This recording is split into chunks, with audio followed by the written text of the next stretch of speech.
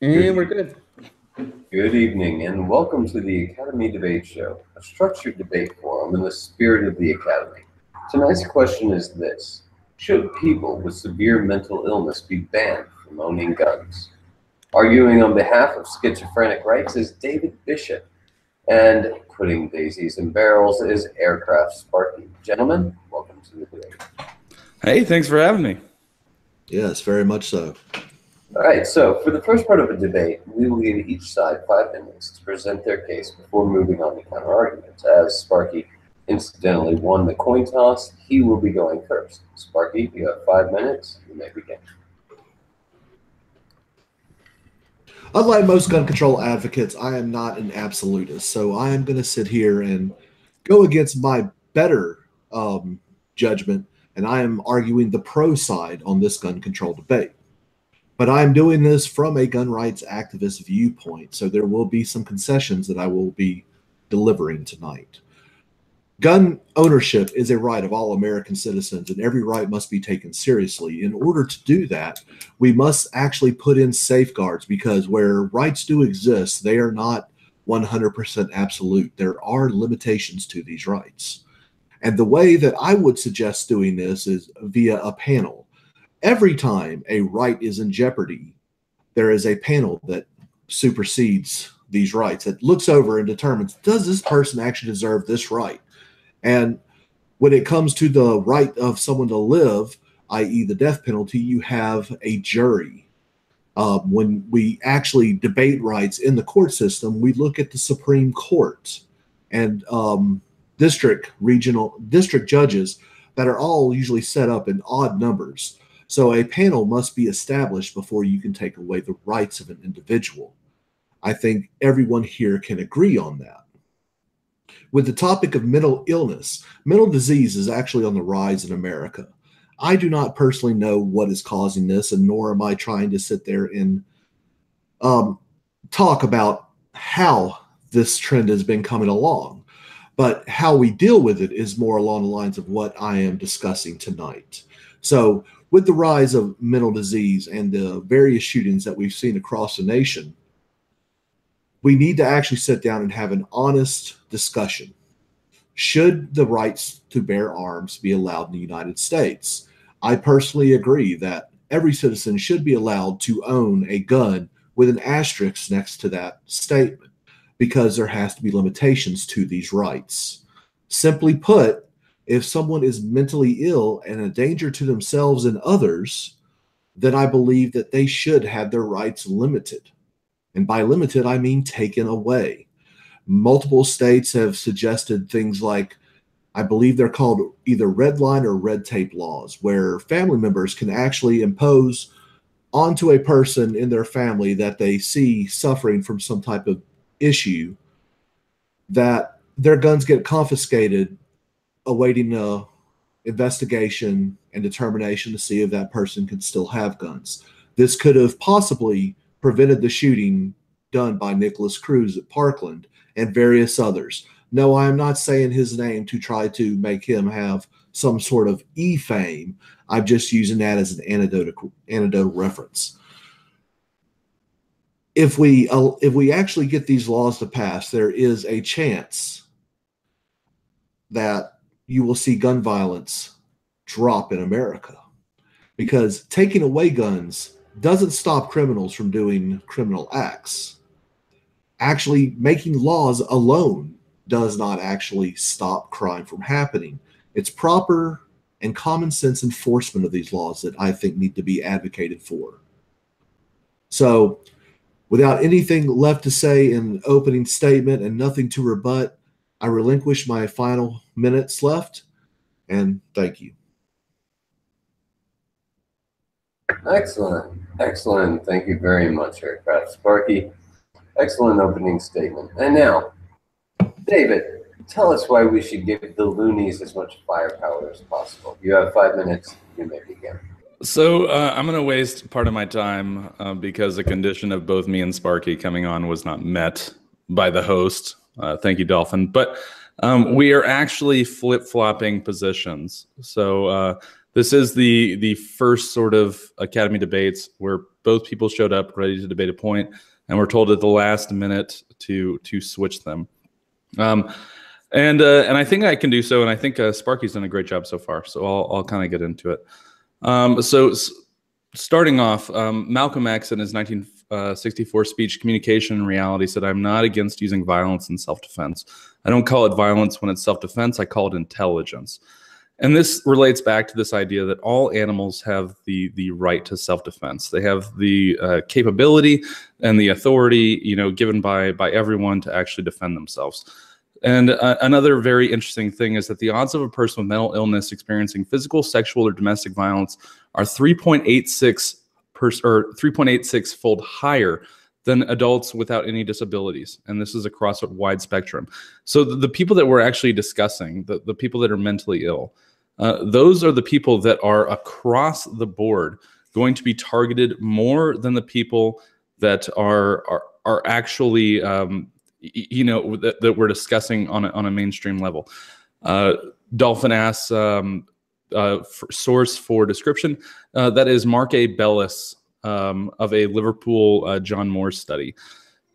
So when we start talking about, this idea that we should take the claws off of these cats that we've deemed by society to not be, relevant enough, it's almost dehumanizing to a certain extent. We are, and the other issue with this too is that when we discuss mental health, there are so many caveats to this. In fact, during this debate, I suggested that we sort of clamp down this description of mental health to one disease or one illness and then move forward from that. However, that was not done. So, I mean, does a person with ADHD, should their weapons be taken from them? A person with schizophrenia, and how are these people actually being treated? If you actually want to look at any sort of study across the board, you're going to find that there are major metric flaws in how these people are being treated in society already. Advancing that, when you start to get intersectional, you'll find that people of color with disabilities are immensely mistreated by society. Are we gonna declaw them as well? This idea that we appropriate via society the means of defense for all these people is absolutely insane. You have to grant all citizens the capability to defend themselves. If someone cannot be relied upon to exist in society, then they should be in prison. If they are out of prison, then we should assume that they've done their dues and they should have all rights afforded to them. This idea that we have some sort of halfway house of civilization where half the people are being treated a certain way and the other half are not is ridiculous. Everyone that is not in a contained area should absolutely have the right to defend themselves. And like I said, we are finding via these studies that people that are mentally disabled, people that are handicapped in a certain way, are on the larger edge of this violent sword that's coming against them. And to deny them the ability to defend themselves is absolutely, number one, horrendous. And like I said in the beginning, it's just absolutely dehumanizing to the actual people. If you really want to redeem these people, treat them as equals. And that equality leads to the ability to own guns, at least in the United States. And with that, I cede my time. Excellent. Well done, David. At this point in the show, we go on to counter arguments. You will have 2 minutes to ask your opponent any questions, to counter anything that they said in their opening arguments, or to present any counter arguments to their previous arguments. If you ask them a question, as soon as you're finished asking, the clock will stop and you will be able to reclaim the rest of your time when they are finished answering. We ask you to please keep your answers short and concise so that we may move through this section quickly. Gentlemen, I'm going to ask you to start in the same order that you came in. So Aircraft Sparky, you're up. You have, I'm sorry, this is actually a 4-minute section. One mistake. You have 4 minutes. You may begin. Yes, in your opening statement, you mentioned ADHD, and I don't think that anyone is actually trying to argue that those with ADHD should be prevented from owning guns. I think that's just kind of a straw man argument that some people on the gun control absolutists would like to throw out there. All mental disease. So I'm not even going to question that. But however, if you actually have someone who is being diagnosed by a psychiatrist to be a danger to themselves and others, why should they be afforded the right to own guns? Am I being asked that directly right now, or are you just framing it? So the good question on that is, how does a doctor determine, when and where you lose your constitutional rights? That is up to, if we allow it, a jury of your peers at worst, and a confident federal judge at best. Are we really going to waste the time needed across the board to utilize federal judiciaries to reduce the rights of our weakest people in the nation? I believe that's an answer, Sparky. Fair enough. I suggest that there should be a panel, not just one doctor, because anytime that you have a diagnosis, be cancer, AIDS, whatever, traditionally most people will go to a second opinion. Under the model that I've suggested, where a panel of doctors actually review the patient in question to determine, I think that is a more fair and a more exact way to determine, because all doctors don't necessarily agree on everything, but they can come to some sort of consensus, just like you see within the Supreme Court, the way you see with juries and other things. I have not even mentioned that I think that this panel should be a majority rules, or it has to be across the board. But don't you think that that is actually a decent means to ensure the rights of the individual, by having actual experts, not some federal judge who went to college and is an expert on the law themselves, but when it comes to diagnosis and medical practices, they are just a layman like you and I. The idea that you would have civilian practitioners be able to reduce the rights of American citizens is absolutely abhorrent.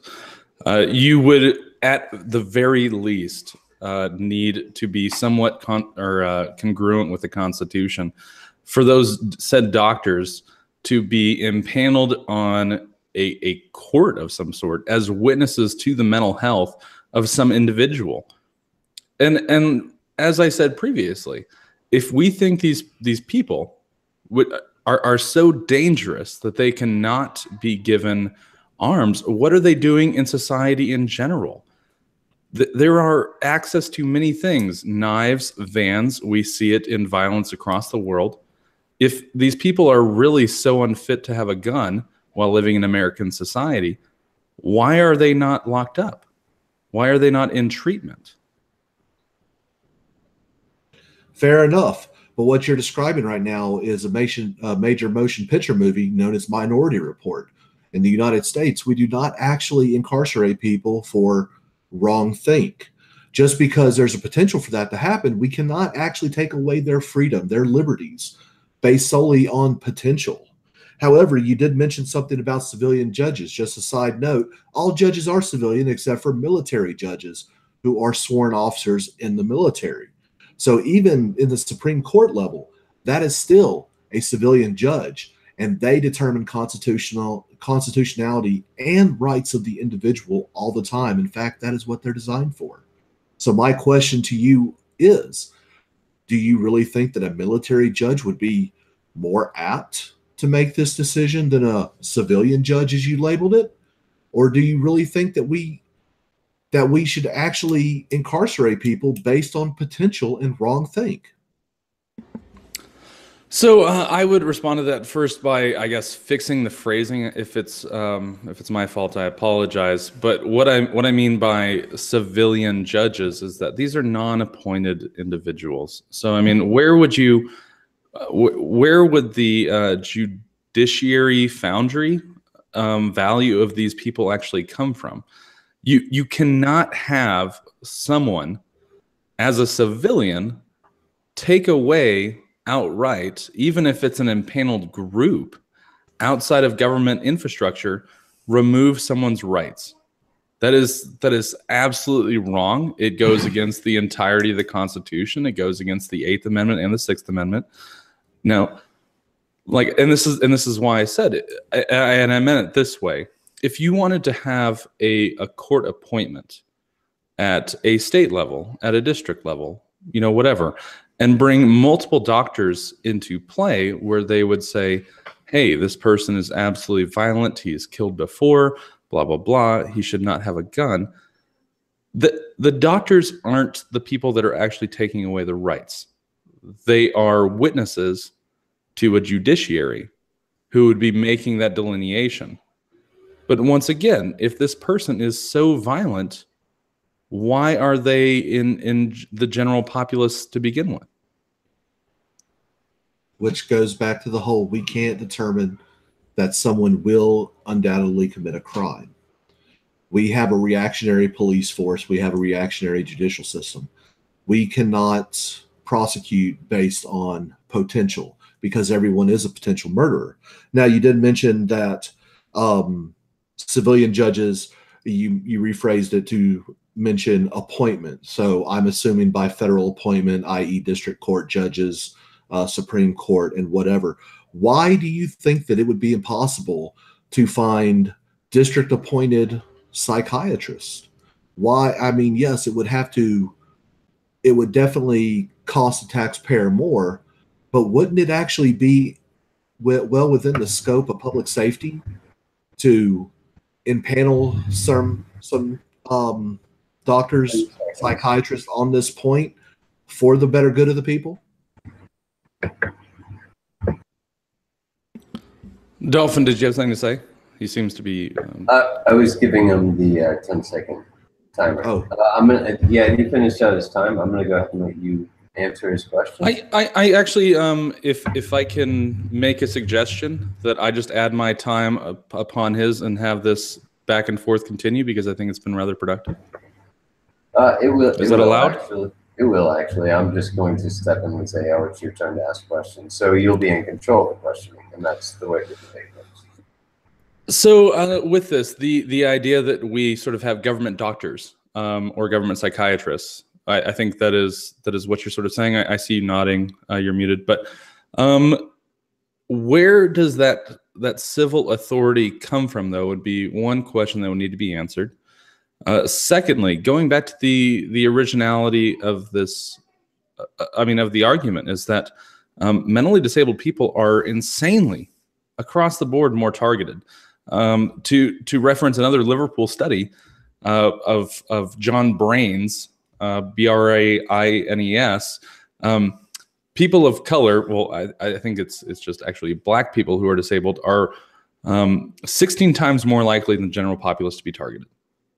So we're talking about a huge disparity of people being subject to violence. And once again, where does the authority, you can call it natural authority, you can call it civil authority, you can call it governmental authority, whatever. Where does the authority actually come from to take away someone's best possibility of defense from?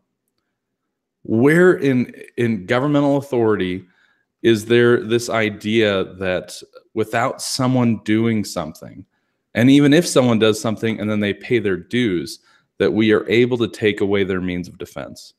This is, once again, abhorrent. It's ridiculous. It goes against multiple philosophies. I mean, even Tricot, a postmodernist, talked about this idea of government interference in the rights of people. So, all right, I'm gonna ask you to finish up your answer, and then I'm gonna. Sparky, where does the authority? I'll label it this way: where does the authority for government to remove the right of self-defense stem from? What baseline philosophy allows this or thinks it's a good idea? Well, in the past, rights have been determined and limited through the Supreme Court. The authority to do so, I believe, is through the Constitution, but I don't have a reference for that right off the bat. I just know that any constitutionality questions that come up when it comes to limiting specific rights, it has to go to the Supreme Court, usually via way of district courts, federal district courts. Procedures to set up something like this, I don't even know if they exist beyond what already exists. However, with the uprise that you see in mental health, I believe that you can find justification constitutionally and legally through the needs for public safety. Yeah, understand all. A good question for you, because you did reference the uptick of diagnoses in the DSM-4 and 5 over the period of the last 20 years, and I can't argue the facts there. There has been more. Now, do you think that there is merely a possibility that more people have access to healthcare, so we are more able to diagnose people, and that there actually isn't a per capita uptick of mental health issues? Short answer, yes. I believe that the availability of access to health services has actually shown where there is an uptick in mental health. I do not know if this is something that has always existed and been ignored due to lack of means or doctors even to come to these conclusions. However, what I can say with definite is over the past 20 years, we have seen a sharp uptick in this. Where what I think is very interesting about this part of the debate is around the fact that we do have incomplete data. And there is an opportunity to come to some sort of agreement of what we would determine to be baseline mental disorders or diseases to actually address. Because let's face it, ADHD, although it may be a mental disorder or illness, depending on who you talk to, doesn't necessarily make them a danger to themselves or others. And that is what I'm trying to focus on. So I would not just open up a page in a DSM and point and go, oh, here's a mental disorder, boom, bam. And let's, Dolphin, do we have a time check? Okay, 1 minute, I guess. So I have two questions. Sorry, you've gone 1 minute in, and you have 3 minutes left. Okay, you can excellent. if you wanted to. So with that, I mean, so I guess we are somewhat in agreement on the actual issue of mental health sort of proclivity. Another thing to understand regarding and I think it's important, is when we talk about the DSM-5 and we talk about complications of mental disorders, what we are talking about is side effects, in the same sense that when you take Viagra, they will tell you, hey, possible side effect, heart attack. That does not mean that every single person who takes Viagra will get a heart attack. And it doesn't mean that every single person who is diagnosed with a particular illness or disorder that has some sort of violent side effect will actually incur or have a proclivity for that violent effect. It just means that statistically across the board, it's a possibility. Are we going to, to bring up a reference you said earlier, sort of minority report, and just, think that, oh yeah, hey, you've been, you have this mental illness. There's a 5% chance you might kill someone, so your right to defense is completely taken away. I mean, do we really expect that, Sparky? Well, that's a fair point, but this is why I'm advocating for a panel, because I think not just one doctor should be able to make this call and go, oh, well, this person is a detriment to themselves and society. I believe that should actually be agreed upon by a panel of doctors, because even in any type of life-altering diagnosis, people ultimately resort to second and third and even fourth or fifth opinions. Some people don't want to come to the reality of, hey, there's something messed up with me. And I can understand that, and I empathize with that. I'm not saying that one doctor alone should be able to do this. I believe that it should be a team of doctors to be determined for a procedural thing later. It's not, I think arguing over semantics of that in this debate would be pointless. So, man, there's a funny quote in the chat, but I'm not gonna talk about it. Regarding this, so I've already talked about the idea that where is the civil authority to do this, and I feel that it's not been answered, and I don't think that you can answer it. No offense to you. So I mean, I guess it's something I just sort of have to move past. But where do we come up with a general diagnosis of what really is violent anyway? So I mean, because let me give you an example. Government doctors, right? Does there not seem to be a lot of leeway for corruption there? I mean, I imagine we can both agree that the idea that we are putting government doctors into play, there might be some sort of political justification to put your side in there. Can we agree there, Sparky? Well, yes, definitely. I mean, as you look into the Supreme Court, when it comes down to judges, to pretend that a judge themselves are impartial, I mean, is laughable at best. So yes, there would actually be some type of political argument over who would be on these panels.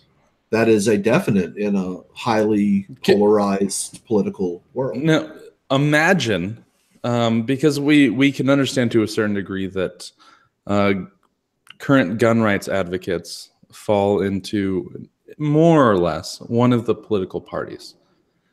We could find ourselves in a manner in which judges are being appointed in one way to declare something like conservatism, a mental disorder.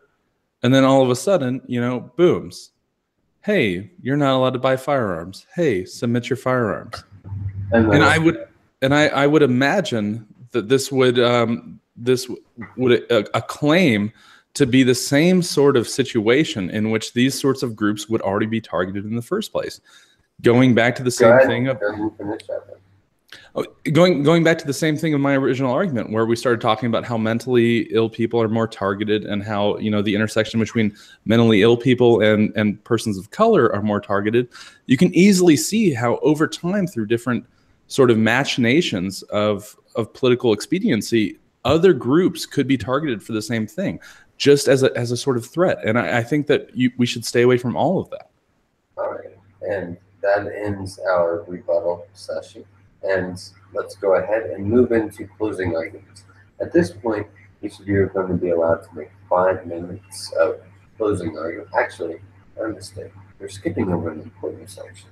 The point where the audience, presented by Chair, and the Academy, presented by myself, ask you guys a few questions. And I'm going to go ahead and go first, and then we're going to have Chair come back with the audience questions. Okay. So for Sparky, I have 2 questions.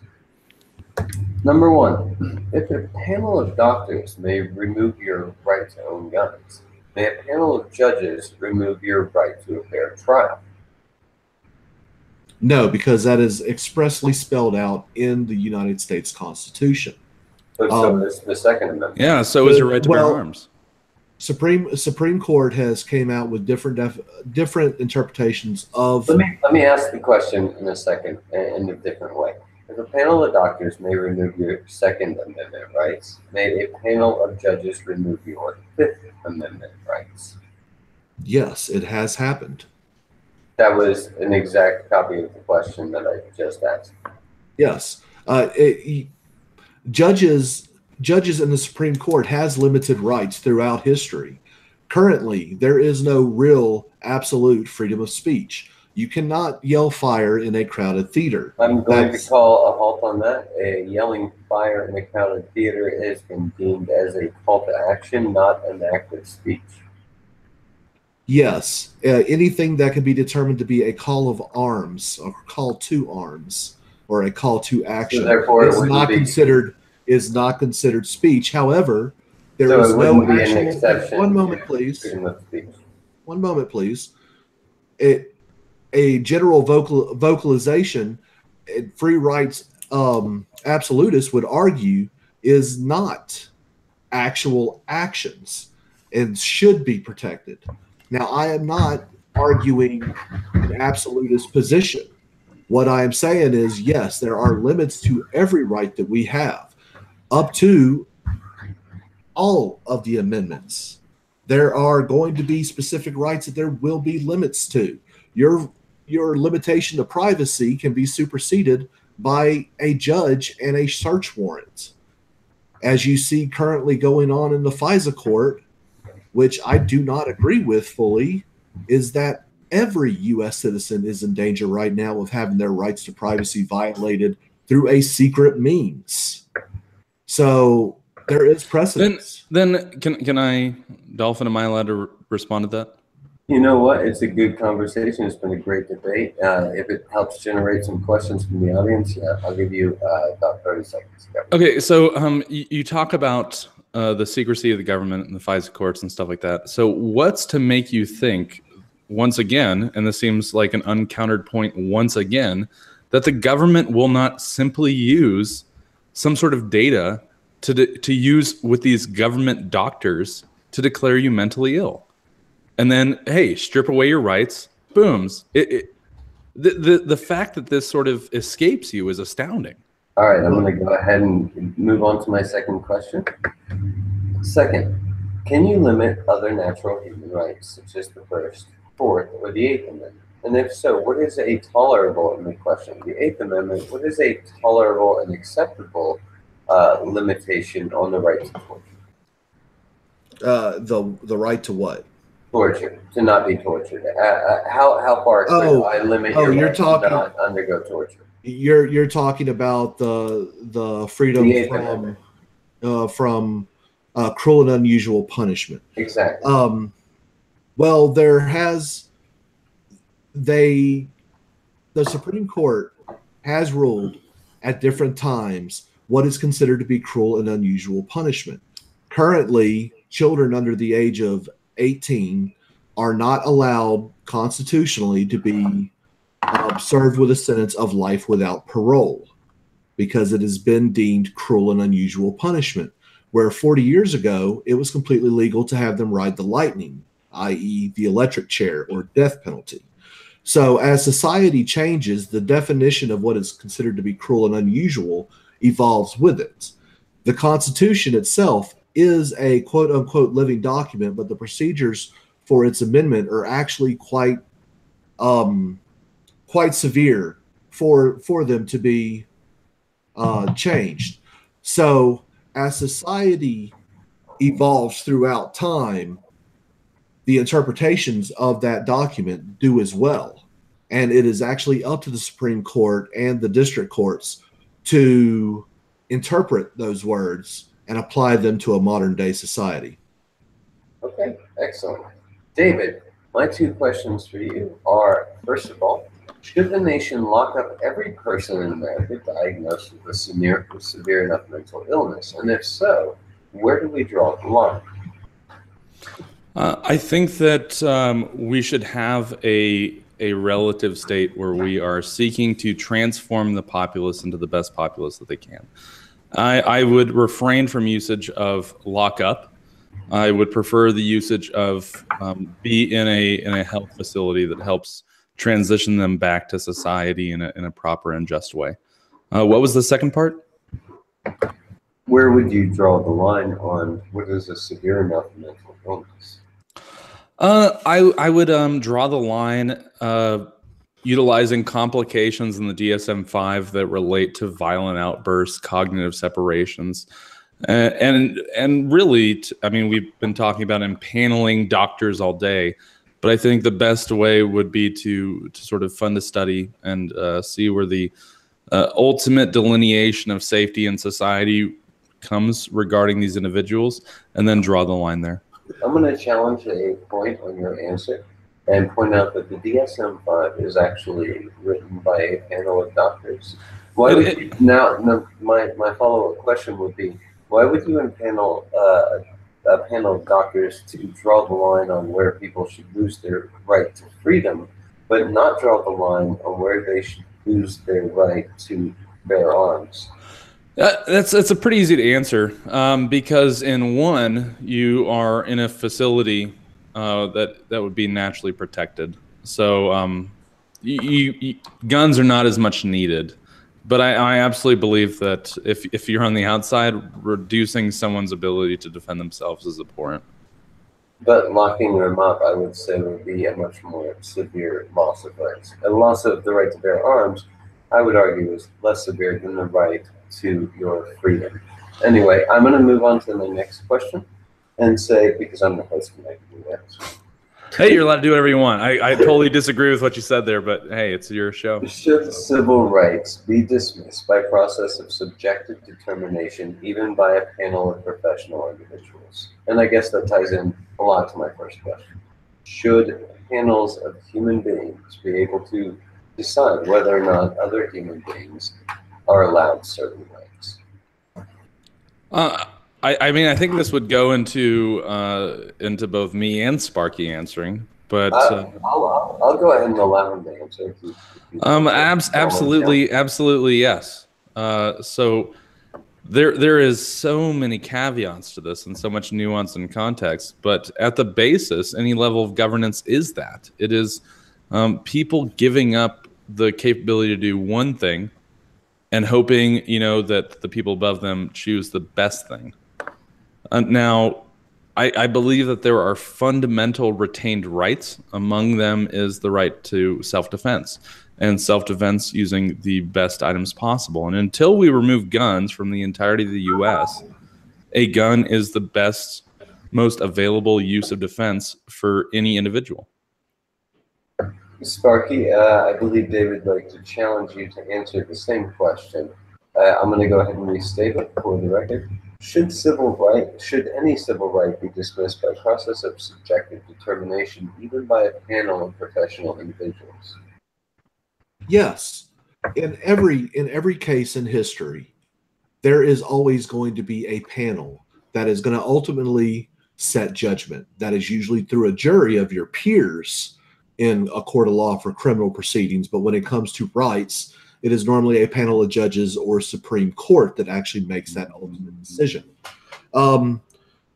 So that does happen quite often. It's actually a procedural norm. In fact, as David mentioned, everything is in some way controlled by a panel of some sort. Who becomes president is actually decided by a panel motivated by the people who vote. So when people vote, the panel, known as the Electoral College, are supposed to, but not necessarily bound to, voice the opinions of those who they represent. Panels throughout the U.S. government exist and always have. It is part of the model. All right, excellent. Now I'm going to go ahead and turn the mic over to Chair, and he's going to present questions from the audience. Chairview, you have the floor. Well, the first question is coming from Heathen, and I'm going to actually read it like as written for each of you. I guess Sparky can go first, though. Okay, so the question is, how does the institutionalization of people deemed likely to be an immediate threat to self or others affect the argument, since this is not jail, but sort of functions as a psychological minority report? So in other words, that's the question. How does people being put in mental institutions affect the argument? Well, people can actually be held against their will in mental institutions today if doctors have determined that they are a danger to themselves or others. This procedure has been in place for decades now, and it has been challenged and it has been upheld. I don't have the exact court cases. However, this practice still exists today in America, so if it ain't broke, don't fix it. Okay. Can you repeat the question, please? Yeah. I'm being told I missed part of the question, but I didn't see any more of the question. But anyway, the question was how do people being institutionalized, if they're a harm to themselves or others, affect the argument? I don't really think that it does, to be quite honest. So we don't give guns to people in jail, and I hate to conflate the two, but they are both a point of separation from the general populace of America. So when we talk about people being separated, there is a difference. So in jail, we separate people because there is a punitive measure that needs to be sort of reclaimed before we accept them back into society. And with mental health facilities, it is a treatment. I mean, it is you are sick right now, but then you're going to come out. And if they've come back out, then they should be deemed absolutely free to defend themselves. I mean, I would honestly claim this to the same thing of why aren't felons after coming out from prison allowed currently to own weapons? If we feel that they have done their part and have repaid their debt to society under that sort of philosophy, why are they not allowed? It's a good point and a good question, but that might lead into an entirely new debate. Yeah, I'm sorry. I'm so sorry. I know. It's fine. It's all good. This is such a thick topic, like such a complicated topic that you could have days and days of discussion on it. So yeah. Okay, I do have 3 questions each. I will start with Sparky's questions. Okay, part 1 of a JPM question was, should people with physical disabilities be banned from gun ownership? Well, he asked, what about people with physical disabilities? So yeah. People with physical disabilities that cannot actually operate a gun. Right. I don't see a reason to ban their use because they're unable to operate the gun, and a gun by itself does nothing. So I think it's a moot question. Okay. Is this a question going to both, or is this just to him? No, these are I got something for you after. You have your own questions. Oh, okay. Okay. Okay. So number 2 for Sparky. Why do you think gun crimes still occur in countries that have like stricter gun controls, such as the UK, Australia, Canada? Because laws alone doesn't prevent criminals from enacting those actions. The only thing laws do is keep honest people honest. To be completely frank, people are going to do what people are going to do. It is up to society to determine what is acceptable and what is the punishment for those that is not acceptable. Okay. As a follow-up, how do we determine who gets to make that qualification? That's well beyond my pay grade. I pretty much go back to the model used in the United States, where we have elected representatives actually create the laws and stuff like that. Yeah. Well, we kind of had this one in a discussion the other day, actually. Like, okay, so what do you say to those who ask the question, like, what makes a psychologist qualified to take rights away from somebody? Well, they're specialists in their own field. It's not like I'm asking a surgeon to make that determination on a psychological basis. It's not like I'm asking for a law student to do that either. I am looking at experts within that field of study. They are the subject matter experts, and wouldn't you rather have the subject matter experts conferring on this as a panel and coming to a decision based on their experiences and their knowledge in their actual expertise? I don't think we should allow laymen to do this. Heathen did have something to add on that other question, but I think it was kind of already answered under physical disabilities. But the question was with things like eyesight, where like an elderly person isn't allowed to have a license because of their being legally blind, right? Yes, but there is a harsh delineation between something like a driver's license versus a natural right.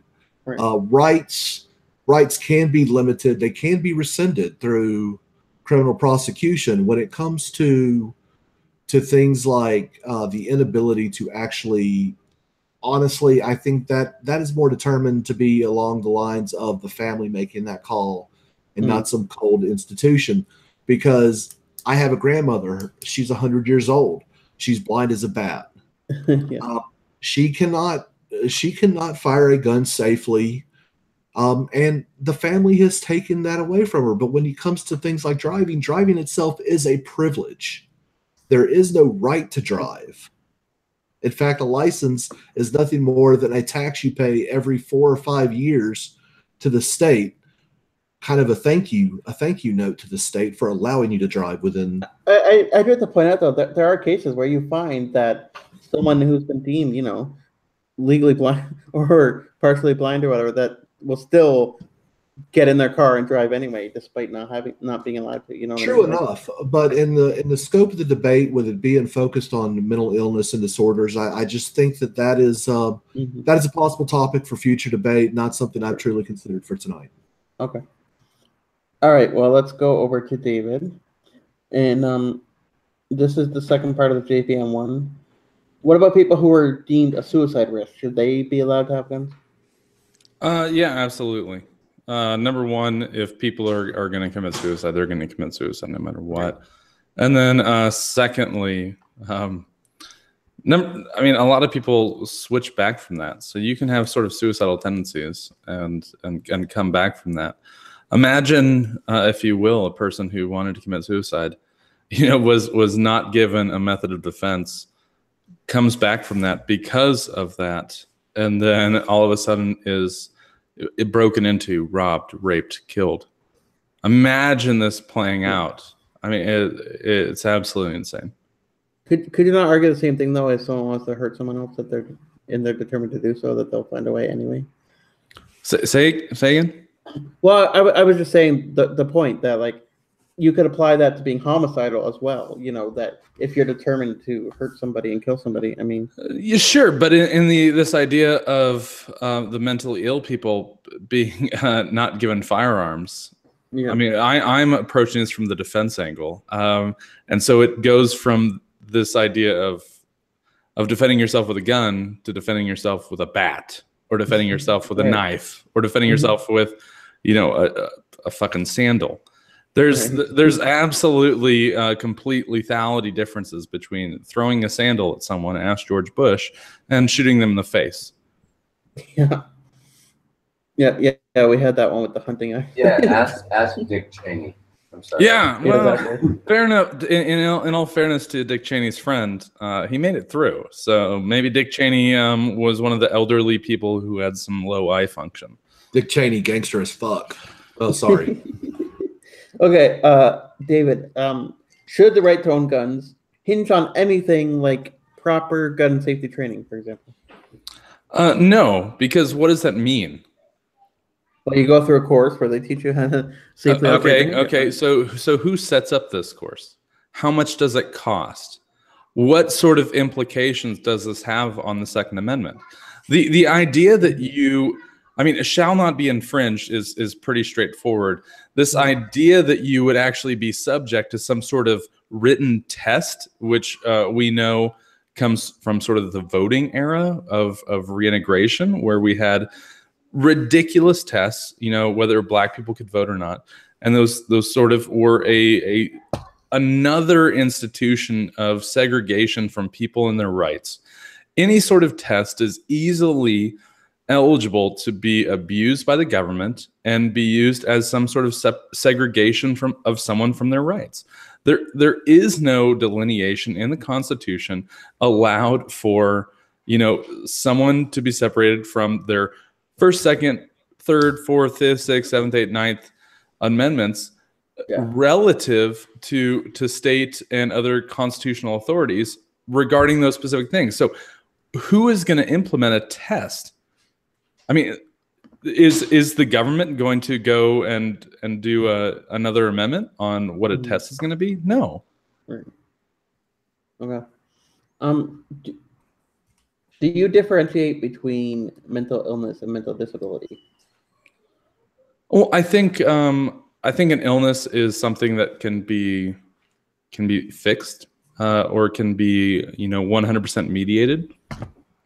And I think a disability is something that's sort of long term and is something that someone copes with as opposed to recovers from. Yeah. Well, that's pretty much all the questions that I have. So, Dolphin, you want to take over?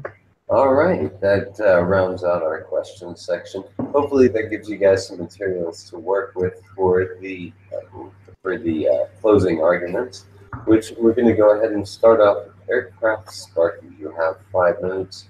You may begin.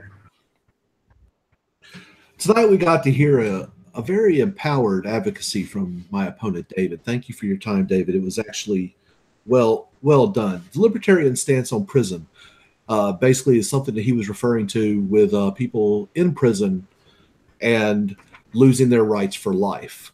To a point, I can actually agree with that. However, the stats is where we really see the problem in America. Our prison system is not really set up for reformation. It is actually just more of a timeout corner to get you out of society. There is no true reformation of criminals in general. In fact, the recidivism rate across America is atrocious. You question, do we really trust our government? Well, that is always going to be a definite sticking point in America because we were founded on the fact that we do not trust big governments. And so why bloat the government already? Well, the reason why is because we don't have a better way to do it at this moment. I know that's not a great answer, but I think that is actual more of a legitimate answer. It's actually being honest with people. Do I trust the government 100%? No, and I don't think anyone should. However, there are specific incidences, there are specific reasons why we do have to actually have some faith in our society and in our government. We do this through the federal court system already. We do this with our military. There are many institutions where we fall back on the federal government to actually be the final say. And with the gun epidemic on the rise in America, and it is considered an epidemic and honestly agreed with by a vast majority of the people that we do have a gun problem. We do have a shooting problem in America. Shouldn't we as a people defer to the largest institution in America with a governing body in order to actually deal with this? Now, I have put up suggestions tonight about panels. That is just an example of things that can happen. David mentions things like shall not be infringed. Well, the Supreme Court has already thrown that line out essentially because they've allowed the congressional laws that ban the sale of firearms of what is considered to be a legal assault rifle, which is a fully automatic rifle, that not everyone can buy that. So shall be infringed is actually more of the hot take of the moment. So for the constitutionalists who are wanting to stick by word for word, you have to look at the Supreme Court and go, are they truly following the letter? Because they also talk about life, liberty, and the pursuit of happiness. Well, some people could argue on the abortion side that life itself is being infringed by allowing a mother to not carry a baby to term. What of the life of that unborn child? So I think this whole sticking point to the exact wording is a slippery slope. I think that with what we see going on in America today, we can actually use a little bit of common sense. Guns themselves don't kill people. People kill people. I'm not saying limit guns to everyone. I am saying look at the people who are the most probable threat to society, have a panel of people, actually talk to them, get to know these people, do a little diagnostic research, see if they truly are a threat to themselves and society. And if they are, you need to allow those people to make those calls. It's not nice. It's not pretty. But the reality is we have problems. And the only way to fix it right now that I can see is by limiting the access to those who are most likely prone to do these. I'm not saying lock them up. I'm saying limit their rights. Every rights have limits, asterisk. Thank you. All right, I'm going to go ahead and reclaim the rest of your time. You still had 24 seconds, by the way. David, what are your final words on this? May I save those for any rebuttals that I might need at the end? No, About 24 you can't. No, I'm sorry. All the rebuttal time is over. At this Thank point, we've finished our closing arguments. David, you have the floor and 5 minutes. You may begin. So I actually kind of love how you ended off, and this will be a reverse dissection. You ended off talking about limiting things, and this idea that, oh man, well, some people shouldn't have things. No, once again, and I'm going to go to a few completely unanswered and uncontested things across the field of this discussion. Number one, there is no constitutional authority laid out to prescribe any sort of redaction of my rights when it comes to the Second Amendment. You spoke of a court case. I think you were talking about Heller versus DC, and it talked about the reduction of firearms to a certain standard, and we are talking about the NFA of 1984, and then originally like the NFA of like 1936. But at that point, we're not discussing which firearms to preclude people to have at a larger limit. What we are actually discussing is everyone can have a gun, but you can't have this gun. You can't have a tank. You can't have a grenade launcher. You can't have a full automatic, rifle. We are not saying, hey, people, you can't have a gun at all. There is not a constitutional authority line that you can go back to since before the 60s that would side your claim on this at all. And going back once again to my initial argument, which also hasn't been questioned, and the subsequent sort of idea that, number one, mentally disabled people are being targeted by violence more than not by other people, and secondly, where has their right to defense gone? It hasn't gone anywhere. These people are absolutely inclined and able and should be to defend themselves. So this ridiculous notion that because someone has some sort of disability and puts them on a spectrum, of capacity for violence, and therefore we should neuter them or declaw them. I mean, it almost reeks of eugenics if you want to look into it far enough. This idea that, no, you can't defend yourself because you're a person not worthy of inclusion in society. And like I said, literally every sort of point of this, outside of this ridiculous hyperbolic move to eugenics I've just made, have been absolutely unchallenged throughout the entirety of this debate. So I hope that the point holder will understand that. But finishing off this, I'll capstone, I guess. There is no philosophy. There is no foundational philosophy that regards another human to rule over another human to the point where their right to self-defense has been removed. Absolutely none. And with that, I cede. All right. Well, leaving more than a minute and a half on the board, David. Strong finish. I guess you said all you needed to say. That brings us to the scoring section, though. And at this point, I'm going to have to turn the mic back over to the chair so that he can present anything that he knows about the scores.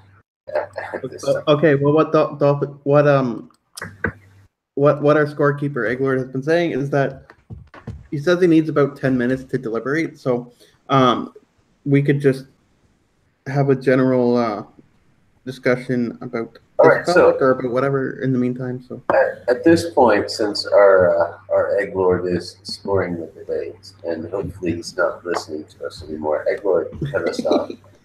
We need to be official here that the scoring is over. Nothing we say now can be used. At this point, we're done.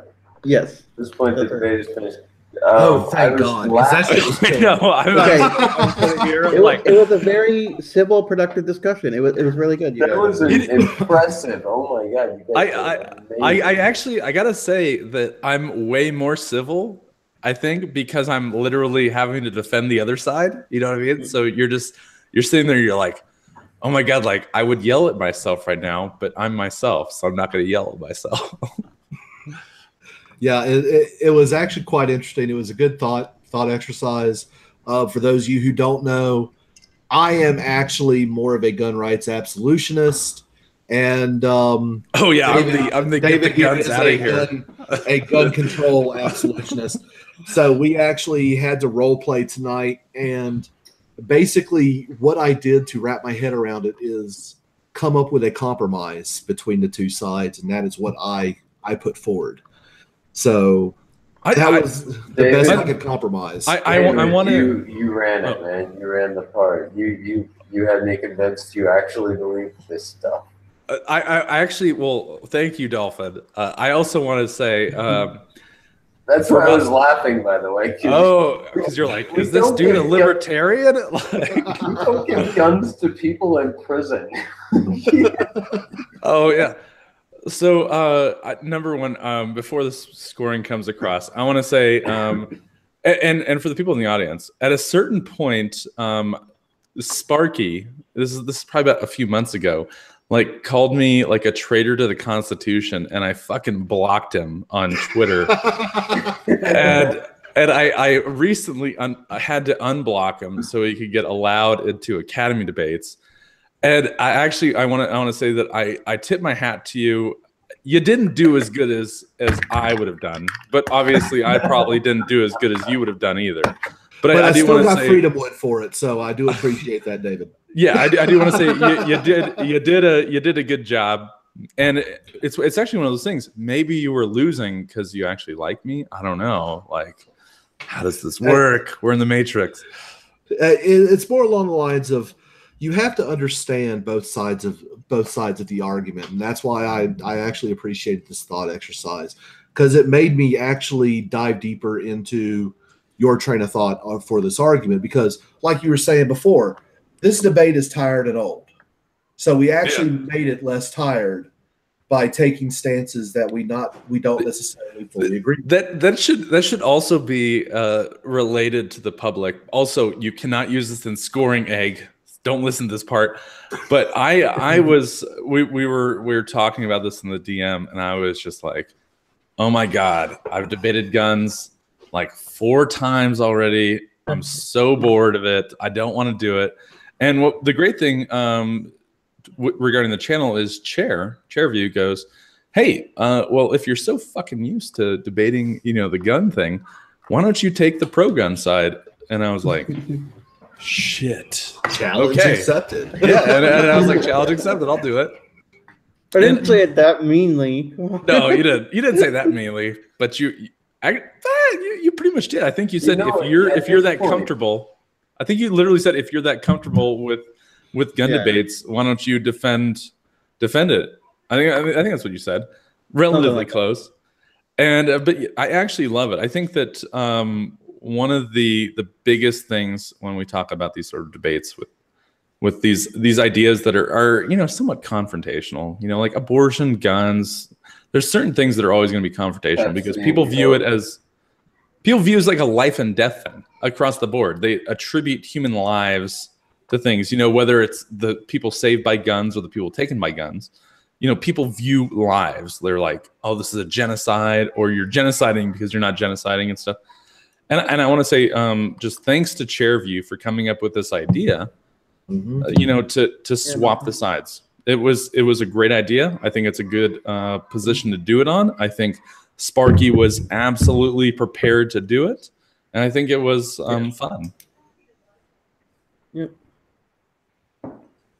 It was fun to watch. It was fun to watch you argue for guns. I really, really, really want to see you go up against a Marvel fan now arguing for DC. Oh God, I don't think I could do that. There's some lines you just can't cross. I know, man. I don't think I could defend. I mean, well, okay. Am I defending the actual comics, or am I defending the cinematic universe? The cinematic universe. Oh fuck, no, I couldn't do that.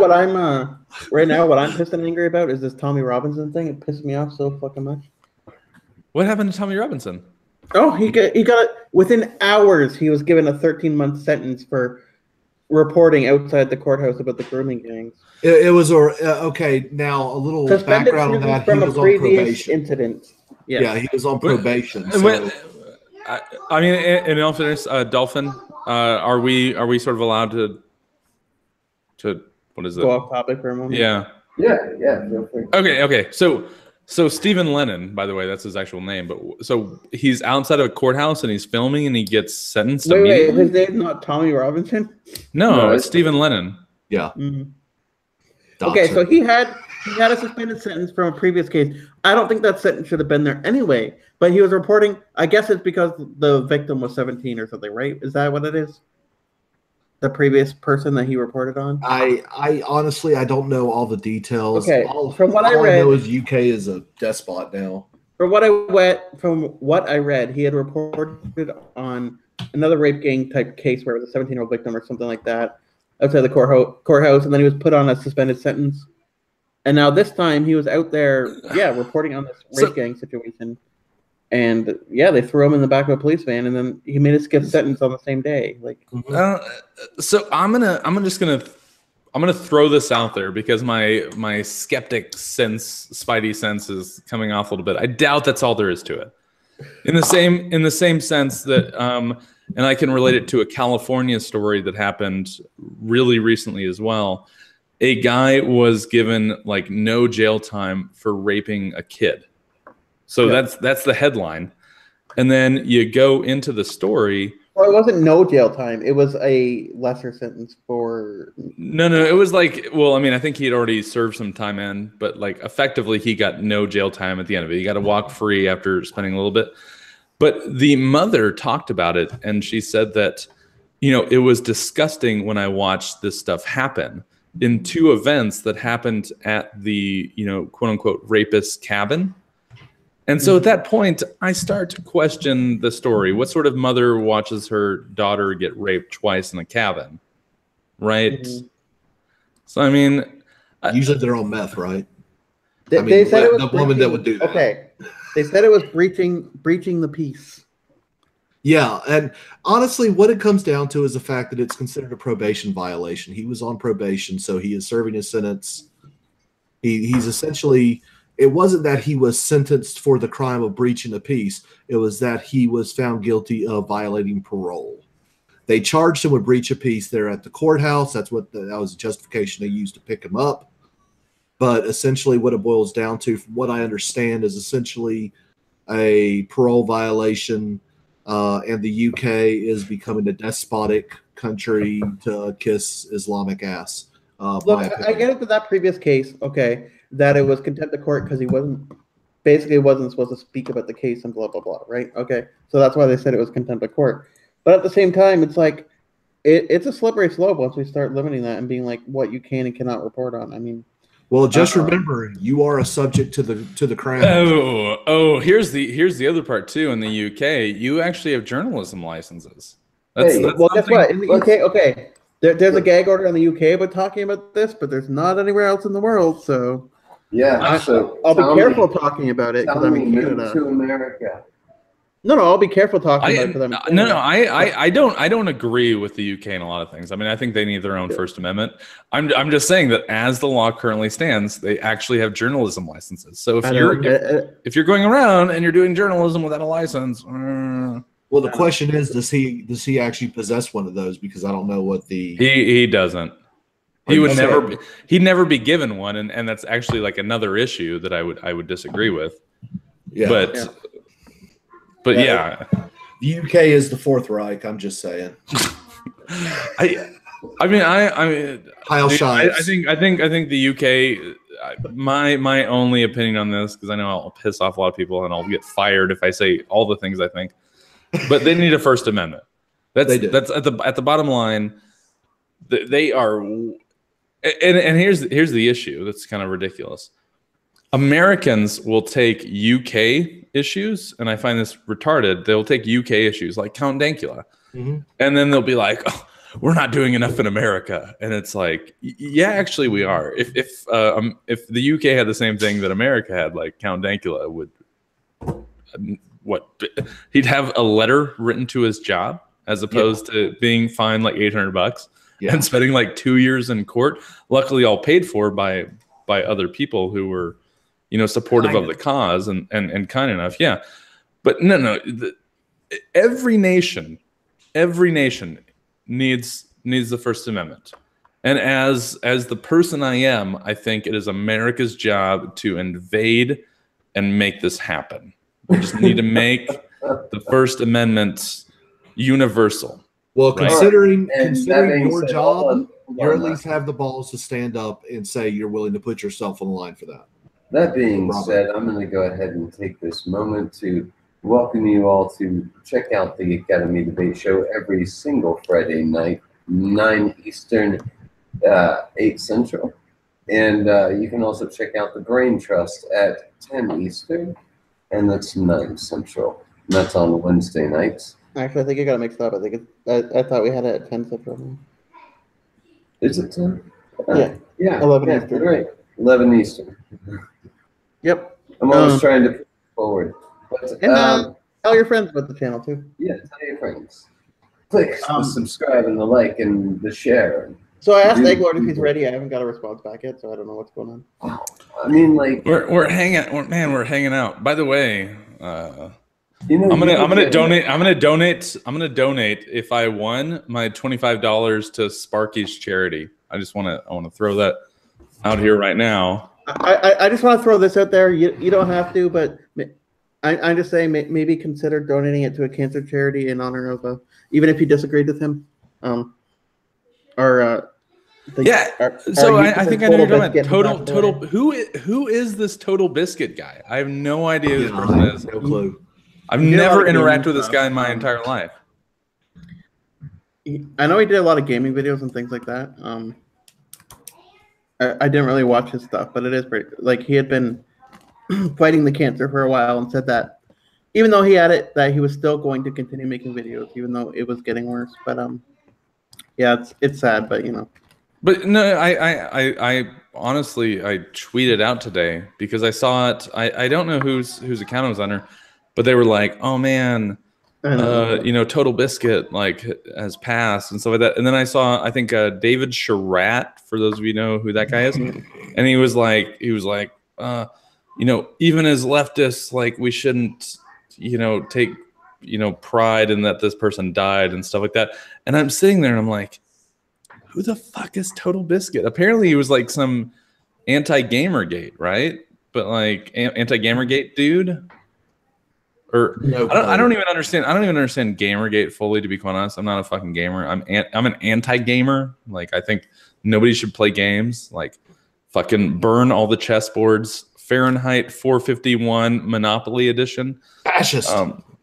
Yeah, I mean, well, we all know I'm a total leftist fascist anyway. But yeah, so I didn't even understand who this guy was. Apparently though, he was sort of, I guess, part of the anti-SJW opening. And then for the last year he's been sort of battling cancer. And then, he ultimately succumbed, as we all do, to cancer. The cancer that is life. Yeah. By the way, I do have an update. I do have something else that I found about the whole case involving Tommy Robinson. The judge at the time from that other case had said, in short, Mr. Yaxley Lennon, turn up at another court, refer to people as Muslim pedophiles, Muslim rapists, and so on, while trials are ongoing, and before there's been a finding by a jury that is what they are, and you will find yourself inside.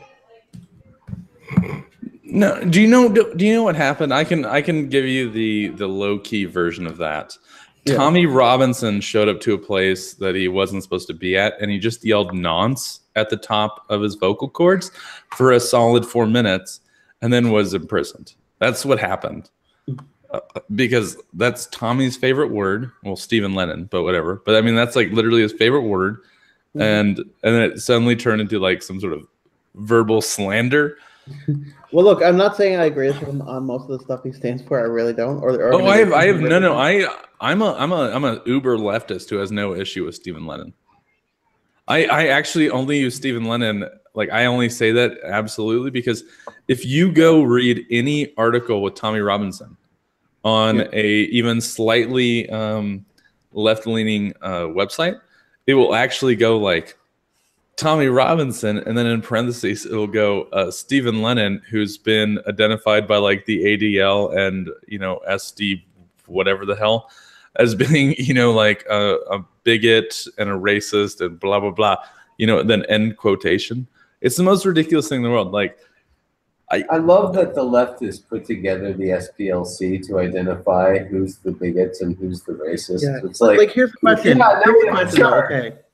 Do you think that we should have public blacklist? And it will. I have to fight back on that, and you have to let me. The SPLC is not historically a bad fucking agency. Okay, yeah, you can kind of go fuck yourself if you're gonna say that. Yeah, they are. No, they call everybody hate groups and tell you they hate them, but then they don't. The SPLC, under their Actual own hate group. guidelines, would rate themselves a hate group. Yeah. We're objective. And they have said that on many. I'm just not going to agree with any of you on this. Didn't SPLC put Santa Claus on that list around Christmas time? They're like an official propaganda system. Yeah, I mean they No. A propaganda system of who? Here's the good question. They're like, these are the people you should. No. A propaganda system of who?